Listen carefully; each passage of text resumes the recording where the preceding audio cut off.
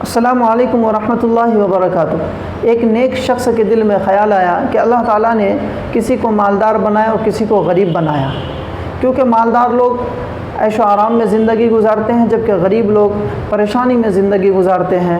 یہ تو ناانصافی ہوئی۔ چنانچہ وہ سوتا ہے اور خواب میں دیکھتا ہے کہ اللہ تعالیٰ نے تمام لوگوں کو مالدار بنا دیا ہے۔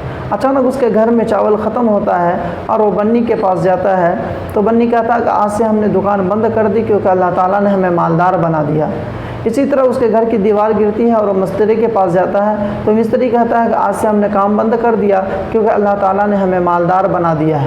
پھر اچانک اس کا نوکر آتا ہے اور کہتا ہے کہ آج سے آپ کو اپنا کام خود سے کرنا ہے، ہم آپ کے یہاں کام نہیں کریں گے کیونکہ اللہ تعالیٰ نے ہمیں مالدار بنا دیا ہے۔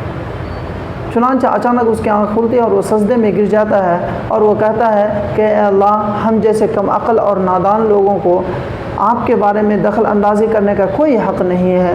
یہ حق تو صرف آپ کو ہے، آپ جسے چاہے مالدار بنا کے رکھیں اور جسے چاہے غریب بنا کے رکھیں۔